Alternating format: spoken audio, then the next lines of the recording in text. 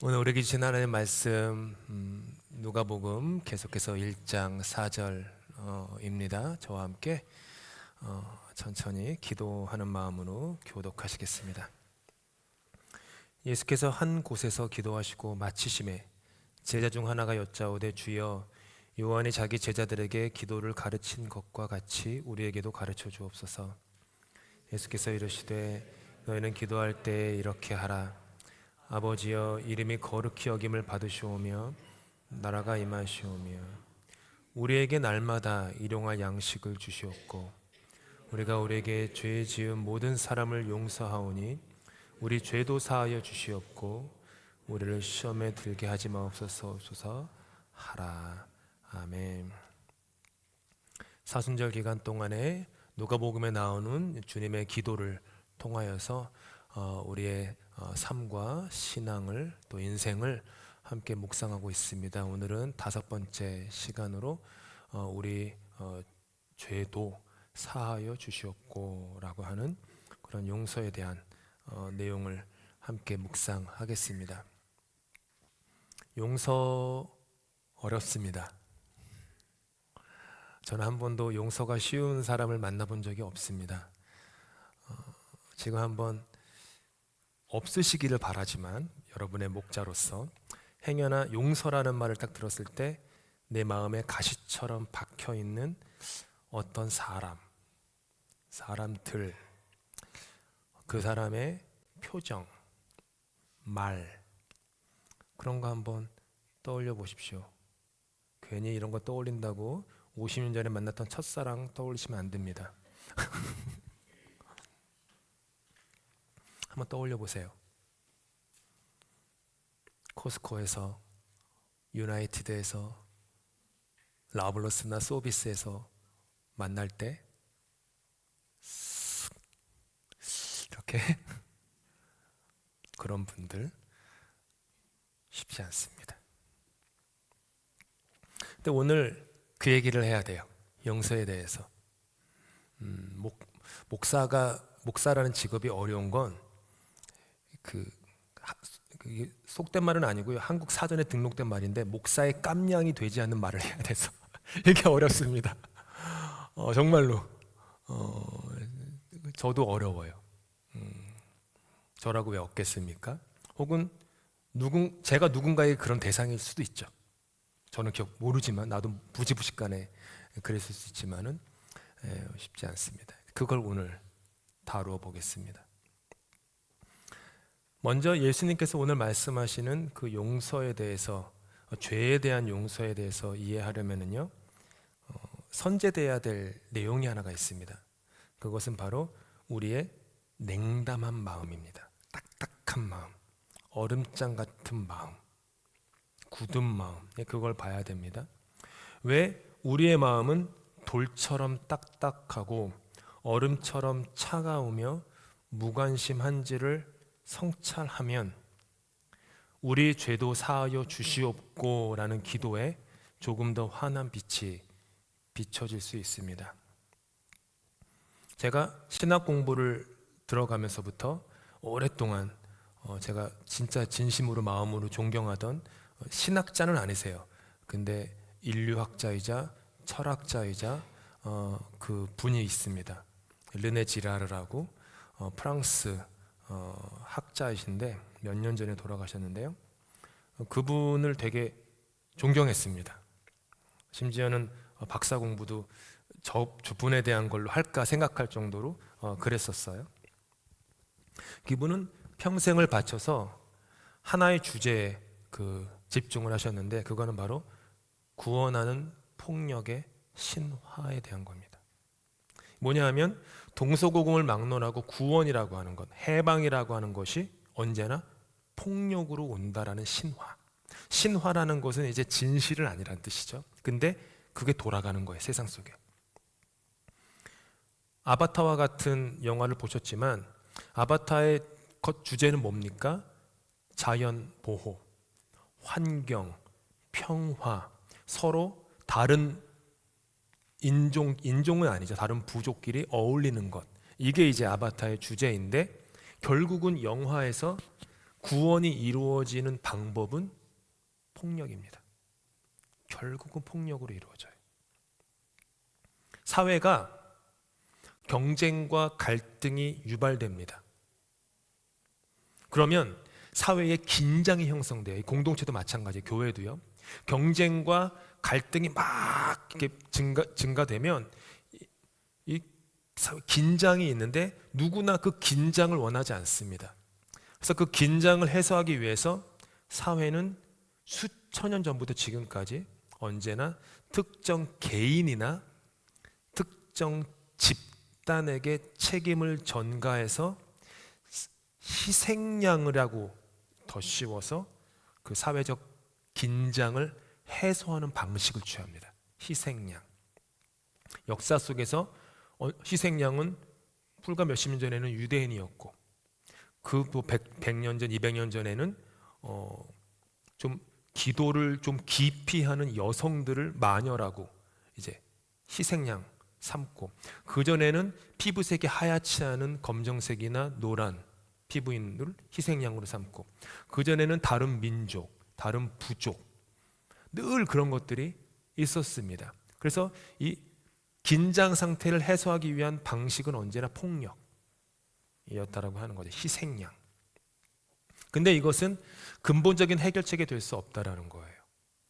왜냐하면 폭력의 악순환을, 긴장을 해소하기 위해서 어느 한 사람을 악마화시키거나 어떤 집단을 악마화시켜서 희생양으로 삼아서 갈등을 해소했는데 또 얼마 지나고 나면 또 다른 갈등과 긴장이 올라와요. 그러면 또 희생양을 만들어야 됩니다. 그래서 그런 식으로. 근데 이거는 우리도 마찬가지예요. 누구 탓을 하는 거예요. 탓. 우리도 탓하지 않습니까? 내 엄마 아빠 때문에, 학교 옛날에 다닐 때 누구 선생 때문에, 뭐 이런 탓 있잖아요. 그것도 이쪽에 비슷한 메커니즘이에요. 그런 게 있어요. 근데 이것이 기독교 세계에서 가장 극적으로 펼쳐진 것이 바로 어린 양 예수, 희생양 예수, 희생양이라고 하는 예수입니다. 근데 성서와 구약 성경과 신약 성경과 그리고 예수님의 유지를 받들어 복음을 전했던 복음 전도자들과 초대교회가 가졌던 세상의 역사와 달랐던 아주 유일하게 다른 메시지가 하나 있었어요. 그게 뭐냐 하면 희생양이 죄가 없다라는 거였어요. 동서고문 막론하고 희생양에게는 죄가 전가됐기 때문에 죄가 있습니다. 유죄. 성경은 구약에서부터 쭉 신약까지 계속해서 희생양의 무죄를 얘기해요. 죄가 없다, 흠이 없다, 과오가 없다. 그를 인류가 희생양 삼아 죽였다. 그 메시지가 쭉 66권 전체에 펼쳐지는 거예요. 굉장한 진리의 말씀이죠. 예수께서는 그래서 십자가에서 마지막 기도를 뭐라고 하셨습니까? 아버지, 저들을 용서하소서, 용서하소서. 자기들이 하는 것을 알지 못합니다. 자기들이 지금 하나님 아버지께 그리고 동료 인류에게 무슨 짓을 하는지도 모른 채 이것을 하고 있습니다. 그러니 주님, 하나님 아버지, 그들을 벌하시옵소서가 아니에요. 용서하시옵소서. 그런 용서를 다른 곳도 아니라 십자가에서 선포하심으로 말미암아 폭력의 악순환을 끊으시는 거죠. 우리는 그것을 복음이라고 부릅니다. 복음이 그거예요. 예수 믿고 천당, 예수 천당 불신지옥, 이게 복음이 아니에요. 예수의 그 복음, 이 폭력의 악순환을 끊는, 인류의 역사에 언제나 있어왔던 그것을 끊는 놀라운 선포. 초대교회 교인들이 그 놀라운 선포를 세상에게 던진 겁니다. 그 악순환을 끊고 그들은 기꺼이 콜로세움에서 사자밥이 되어서 죽어가면서도 용서하시옵소서, 용서하시옵소서라고 말하며 인류의 해묵은 폭력의 악순환을 끊고자 했던 겁니다. 그런데 세상은 예전이나 지금이나 이 복음을 모르거나 아니면 아예 귀를 닫습니다. 우리 죄도 사하소서라고 기도하기보다는 그들의 죄를 보응하소서, 보복하소서라는 기도가 더 어울리는 세상입니다. 마음이 돌처럼 굳어버린 채 희생양을 만들어 희생시킴으로 평화와 구원을 찾습니다. 아시는 분들, 기억하시는 분들 많겠지만 90년대 초중반에 4개월 동안 르완다에서는 그 인종학살, 인종청소가 있었습니다. 아프리카 르완다의 지배층이 후투족입니다. 후투족. 그 후투족이 피지배층인 투치족 100만 명을 4개월 동안 학살한 참상이었어요. 100만 명이에요. 4개월. 그것도. 보시는 사진은 르완다에 가면 있는 그 박물관에 있는 유골들입니다. 정체도 알 수 없는, 신분도 특정화되지 못한. 이때 어떤 일이 있었냐면은 길목마다 검문소를, 체크포인트를 세웠습니다. 그리고 신분증을 확인하고요. 투치족이면은 그 사람들을 가차없이 죽였는데 어떤 도구로 죽였냐 하면 중국에서 수입한 달러 스토어에서 파는 50센트짜리 칼로 죽였습니다. 50센트. 고작 50센트 되는 칼로 죽였습니다. 후투족 남자들에게는 죽여야 할 할당량이 주어졌습니다. 그래서 그 할당량을 채우면은 투치족 여성을 아내로 맞이할 수 있었습니다. 그래서 아내 얻어야지, 두 번째 아내, 세 번째 아내 얻어야지 해가지고 더 죽이러 다녔습니다. 기억하실지 모르지만 이 당시에 한국 그 주요 방송사들이 전하는 르완다 인종학살의 뉴스 소식은 언제나 일관되게 하나였습니다. 우리 교민은 무사합니다. 지금도 그래요. 미얀마에서 뭐 이렇게 지진 났고 심지어 태국에서도 빌딩이 무너져서 수많은 사람이 죽었는데 결국 뭐 어떤 매체의 뉴스든지 결론은 똑같아요. 우리 교민은 무사하다. 마치 그게 무슨 뜻이죠? 밖에서 100만 명이 죽건 우리 교민만 무사하면, 내 가족만 무사하면, 우리 공동체 사람만 무사하면 괜찮은 그런 메시지를 계속 보내고 있는 거예요. 계속해서. 그러면서 깨닫게 되는 게 있습니다. 사랑의 반대말이 미움이 아니었구나. 미움은 차라리 사랑이라는 감정이 남아있으니까 미워합니다. 사랑의 반대말은 무관심이구나. 그게 반대말. 사랑의 반대말은 무관심, 냉담, 딱딱하고 돌 같고 얼음 같은 마음. 그게 사랑의 반대말이었던 것입니다. 근데 왜 우리라고 냉담한 우리 마음에 대한 핑계가 없겠습니까? 핑계 없는 무덤이 어디 있습니까? 우리도 핑계가 있어요. 심지어 그 핑계에 대해서 예수님께서 고맙게도 말씀해 주셨어요. 마태복음에 이런 말씀이 있어요. 함께 읽겠습니다. 불법이 성함으로 많은 사람의 사랑이 식어지리라. 우리의 사랑이, 여기서 많은 사람은 누구냐면 신실한 사람이에요. 신실한 많은 사람의 사랑조차도 불법과 악이 너무 횡행하니까 그냥 식어진다라는 거예요. 우리 주변에는 너무나도 많은 무덤들이 있습니다. 교회 오는 길에도 큰 무덤이 2개나 있어요. 수많은 무덤들. 우리 눈에는 수많은 자연재해와 약물 중독과 전쟁의 참상이 담깁니다. 너무 많이 보니까 이제는 그런 뉴스를 들어도 그냥 그런가 보다, 그냥 이 정도예요. 부고를 너무 많이 받습니다. 그래서 장례 부고를 받아도 마음이 무덤덤해집니다. 너무나도 큰 소음 때문에 우리 주변에서, 심지어 내 가족 중에 누군가가 우리 교회 안에, 구역 안에, 이 사회 안에 신음하는 누군가의 작은 소리를 듣지 못합니다. 너무 소음이 커서. 예수님 말씀처럼 불행이 극심하니 신실한 우리들의 마음에도요, 이렇게 사랑이 식어갑니다. 고작 교회가 하는 것은 그들을 위해서 잠깐 기도하는 정도? 그 정도. 그러면서 나름대로의 어떤 양심의 가책을 조금 지우는 그 정도. 됩니다. 그렇기 때문에 오늘 예수님께서 우리에게 이 기도를 하라고 가르치신 겁니다. 불법이 성함으로 신실한 사람들의 마음에도 사랑이 식기 때문에 이 기도를 해라. 오늘 지면 관계 때문에 설교 제목을 짧게 했지만은요, 원래 예수님께서 가르친 기도는 여기 화면에 보시는 저 기도입니다. 함께 기도하겠습니다. 우리가 우리에게 죄 지은 모든 사람을 용서하오니 우리 죄도 사하여 주시옵고. 외경인 집회서라고 하는 곳이 있습니다. 그것이 시락이라고 불리는 책이 있는데, 그 책에서는 바로 이 기도에 대해서 또 굉장히 자세히 이렇게 설명합니다. 제가 읽으면 이렇습니다. 이웃의 잘못을 용서해 주어라. 그러면 네가 기도할 때 네 죄도 사해질 것이다. 자기 이웃에 대하여 분노를 품고 있는 자가 어떻게 주님의 용서를 기대할 수 있으랴.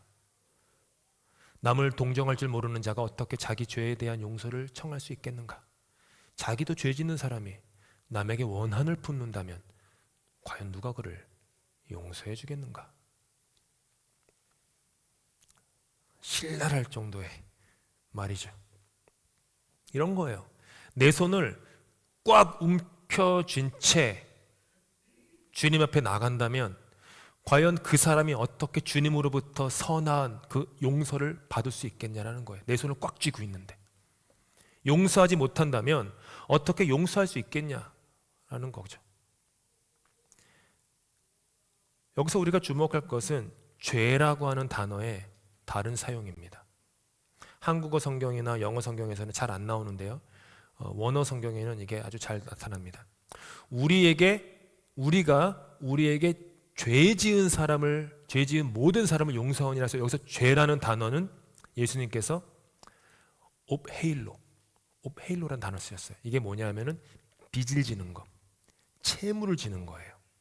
누군가에게 빚을 지고 채무를 지는 건 뭐죠? 그 사람과의 관계에 대한 겁니다. 관계, 잘못, 관계. 반면에 우리 죄도 사하여 주시옵고, 여기서 말하는 죄는 예수님께서 하마르티아라고 다른 단어를 쓰세요. 이 하마르티아가 성경에서 죄라는 것을 얘기할 때 가장 많이 쓰이는 단어입니다. 뜻은 관역을 벗어났다. 관역을 벗어난 걸 성경은 죄라고 합니다.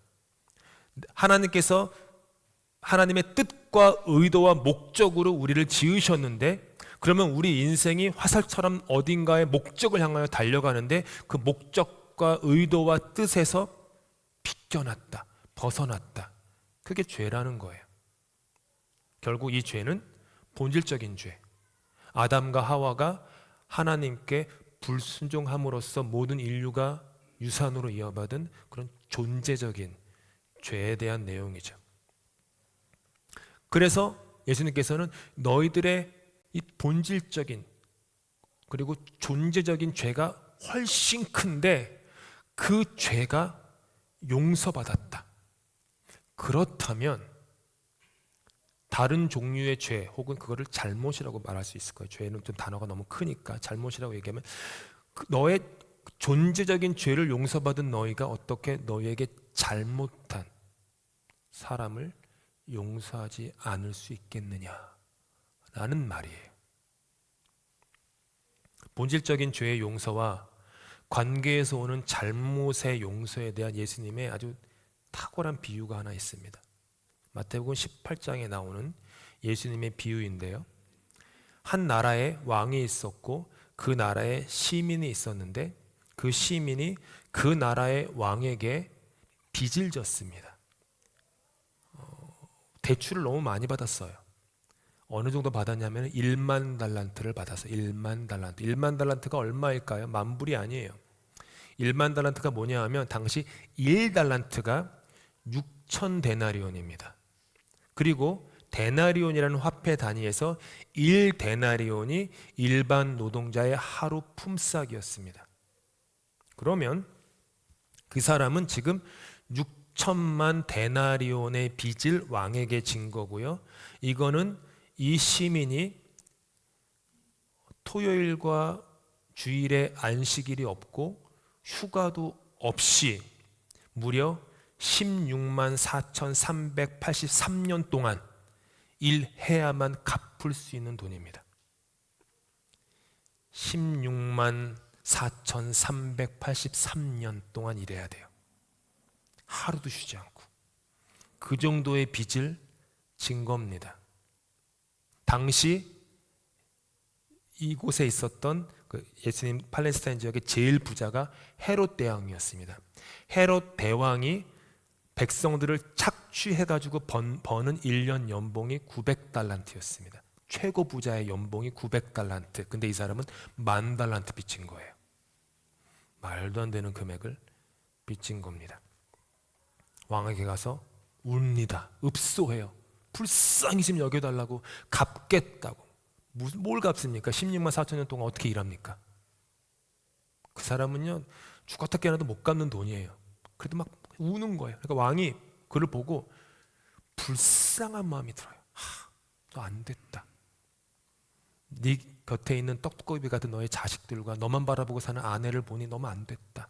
그래가지고 왕이요, 10,000달란트를 탕감합니다. 그 자리에 탕감을 다른 말로 용서합니다. 본질적인 죄에 대한 용서였어요. 그런데 기쁨에 겨운 이 사람이 왕궁에서 나가서 길을 가다가 자기 동료 친구를 만납니다. 이 친구는 그에게 100데나리온의 빚을 진 사람이었습니다. 100데나리온은 100일 동안 일하면 갚을 수 있는 돈. 작진 않지만 그래도 할 만한 돈. 그렇죠? 근데 이 채무자를 만나서 멱살을 움켜잡고 빚을 갚으라고 막 한 다음에 제발 나 좀 도와달라고, 좀만 기다리면 갚겠다고 친구가 얘기하니까 no, 안 돼. 그러면서 그를 감옥에 가둡니다. 100데나리온 갚을 때까지 놓아주면 안 된다고. 100데나리온은 방금 그가 용서받은 금액의 60만 분의 1이었습니다.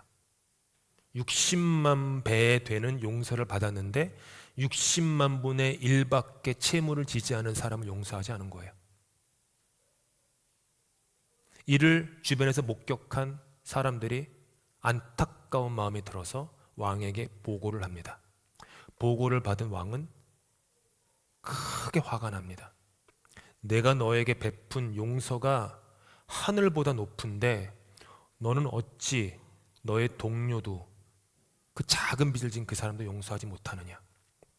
그러면서 그를 감옥에 가두어서 이 빚을, 그러니까 16만 년 동안 일해야만 되는 빚을 다 갚을 때까지 감옥에 두어라. 다른 말로 하면 평생 동안 무기징역에 처했습니다. 용서는 인간이 할 수 있는 가장 아름다운 복수입니다. 다시 한번, 인간은 여러분에게 상처 준 그 사람에게 할 수 있는 가장 아름다운 복수예요. 왜냐하면 용서하지 않는 사람은 예수님의 비유에서처럼 그의 정신과 마음과 영혼이 영원히 감옥에 갇힙니다. 묶입니다. 매입니다. 쓴뿌리라는 감정에 사로잡혀서 평생을 감옥에서 살아요. 피해 다닙니다. 어둠 속에 삽니다. 따라서 용서라는 것은 어떻게 보면은 타인을 위한 것이라기보다는 나 자신을 자유롭게 하는 게 용서예요. 용서와 화해는 다릅니다. 화해는 쌍방이 동의를 해야 합니다. 그렇죠? 한번 생각해. 누군가와 화해를 하려면요, 상대방이 내가 내민 손을 맞잡아야지 화해가 돼요. 그래서 화해의 성립은 나뿐만 아니라 상대방의 의사결정에도 달려 있어요. 그게 화해입니다. 용서는 달라요. 용서는 상대방이 내가 내민 손을 마주잡지 않더라도 적어도 나는 선택할 수 있는 것. 그게 용서입니다. 이렇게 용서하면 나 자신이 자유로워집니다. 과거의 사슬을 끊고 새로운 시작을 할 수 있도록 돕습니다. 따라서 주님께서 가르쳐 주신 기도는, 오늘의 기도는 이런 의미로 확장됩니다. 네가 받은 용서의 크기를 깨달아라. 그리고 너도 남을 용서하여라.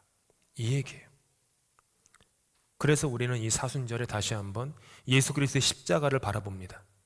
그분 머리에 가시 면류관과 그분 손과 발에 박힌 못과 그분 옆구리에 뚫린 창자국을, 그분 등에 난 가혹한 채찍 자국을 봅니다. 십자가에서 우리를 용서하시는 그분은 우리의 가장 깊은 곳을 다 보십니다. 그분의 몸에 세상의 모든 고통이 담겼고, 눈에는 세상의 모든 홀로 된 자들의 흐느낌이 담겼고, 그분의 귀에는 죽음의 위협 앞에서 떠는 이들의 절규가 들립니다. 그분은 아무런 면역 시스템 없이 세상의 모든 것이 그분께 상처를 입힙니다. 폭력으로 가득한 세상 모든 구석구석의 사람들이 휘두르는 칼과 그들이 쏘아대는 총탄과 그들이 내뱉는 미움과 복수의 모든 말들이 그분께 상처를 입힙니다. 그것을 다 짊어지고 가십니다. 그래서 그분은 나의 모든 것을 다 하십니다. 그분은 여러분을 다 하십니다. 여러분 안에 있는 모든 것을 다 하세요. 스스로 인간이 되셨고 자기를 부인하셨고 고통과 배고픔과 돌아갈 고향마저 잃어버린 슬픔에 자신을 내어주신 그분은 여러분을 다 하십니다. 십자가 예수님은 진정으로 아세요. 왜냐하면요, 저와 여러분을 진정으로 사랑하시기 때문에 다 아십니다. 괴테가 이런 말을 했어요. 사람은 자신이 사랑하는 것만 이해할 수 있다. 사랑하는 만큼 이해합니다. 예수님께서 우리를 십자가의 죽음까지 사랑하시기에 그분은 우리를 이해하십니다. 더 좋은 말로, 더 촉촉한 말로 바꿔드리면 우리의 마음을 다 헤아리십니다. 그게 예수님이세요. 중국 역사상 최고의 명의로 꼽히는 사람이 있습니다. 누구죠? 써있는데 벌써 나오면 어떡해. 편작입니다. 편작에게는 두 형들이 있었습니다. 둘 다 의사였습니다. 그러니까 삼형제가 다 의사예요. 위나라의 왕이 신이 내린 의사라고 불리는 편작에게 편작을 불러가지고 물어보았다고 합니다. 그대의 삼형제 모두가 의술에 정통하다고 들었는데 그 중에 세 명의 형제 중에 누가 제일 명의인가? 편작은 대답하기를 큰 형님이 가장 훌륭합니다. 두 번째 훌륭한 명의는 둘째 형님이고요. 저는 제일 꼬라지입니다. 왕이 이유를 묻습니다. 편작이 이렇게 대답해요. 저의 큰 형님은 얼굴 빛만 보고도 그 환자가 아프기 전에 병을 미리 알고 병의 원인을 제거해 줍니다. 그래서 환자는 아파 보지도 못한 상태에서 치료를 받아 자신의 병이 치료되었다는 생각조차 하지 못합니다. 큰 형님이 명의로 유명해지지 못한 이유가 여기에 있습니다. 둘째 형님은 환자의 병증이 초기일 때 병을 진단하여 치료를 합니다. 그래서 환자들은 그저 아주 가벼운 병을 고쳐주는 의사로만 생각합니다. 그래서 둘째 형님 역시 명의로 이름을 날리지 못하고 있습니다. 저는 환자의 병이 커지고 중병이 되어 고통에 힘들어할 때에야 그 병을 알아냅니다. 맥을 짚고 침을 놓고 독한 약을 쓰고 피를 뽑는 것을 하는 것을 모두가 봅니다. 그래서 환자들은 제가 큰 병을 고칠 수 있는 명의라고 생각합니다. 제가 유명해진 이유는 그 때문입니다. 이렇게 얘기를 했다고 해요. 믿거나 말거나 2000년도 더 된 기원전 얘기니까 아무튼 그랬다고 해요. 예수님께서 여러분을 다 아십니다. 다 이해하십니다. 가장 깊은 곳을 꿰뚫고 계십니다. 여전히 저와 여러분 마음 안에 있는 쓴뿌리, 미움, 어두움, 분노 다 알고 계십니다. 그런데 그 모든 것을 사랑으로 알고 계세요. 원수 사탄은 그 모든 것을 다 알면서 우리에게 책임을 전가합니다. 우리를 블레임해요. 너 때문이야. 그 사람 탓이야. 그러면서 나 자신을 희생양으로 만들거나 그 대상을 희생양으로 만들어서 책임을 전가합니다. 그게 사탄이, 우리를 다 아는 사탄이 하는 일이에요. 근데 왜냐하면 사랑이 없기 때문에, 예수님은 사랑으로 보시기 때문에 책임을 전가하지 않으십니다. 내가 다 졌다. 그 아픔, 그 슬픔, 그 눈물, 그 외로움 내가 다 지고 간다. 너는 괜찮다. 너는 깨끗하다. 내가 너를 사랑한다. 그러면서 우리의 그 가장 어두운 실존 속에서도 예수님께서는 우리 안에서 하나님의 가장 존귀한 자녀가 된 우리의 새롭게 된 존재를 보십니다. 그리고 우리를 위해서 지금도 십자가를 지시고 그 험한 비아 돌로로사를 올라가십니다. 골고다 언덕에 못 박히십니다. 어제 새벽 예배 때 말씀드린 것처럼 골고다는 해골이라는 뜻입니다. 아까 르완다 사진에 보셨던 그 해골 무덤, 해골 언덕이 골고다라는 뜻이에요. 저와 여러분이 잘난 게 뭐가 있습니까? 해골 같은 우리 인생 아닙니까? 다 죽어버리고 생명도 없고 말라 비틀어진 해골 같은 우리 인생, 그런 우리들이 모인 그 골고다 언덕 위에 그분은 십자가에 달리십니다. 그리고 뚝뚝뚝 선홍빛 붉은 피를 해골 같은 우리 인생 위에 한 방울, 두 방울, 세 방울 떨어뜨리십니다. 해골이 생명이 됩니다. 살아납니다. 인생이 됩니다. 사람이 됩니다. 회복합니다. 그게 우리를 향한 예수님의 용서입니다. 그러니 사랑하는 성도 여러분, 저와 여러분의 얼어붙고 돌처럼 딱딱해진 마음을 그분께 가져가십시다. 그분의 십자가 앞에 내려놓으십시다. 내가 죄인임을, 그것도 죄인 중에 괴수임을 그분께 가져갑시다. 나의 감추어진 모든 것들을 그분의 밝은 얼굴빛 아래에 가져갑시다.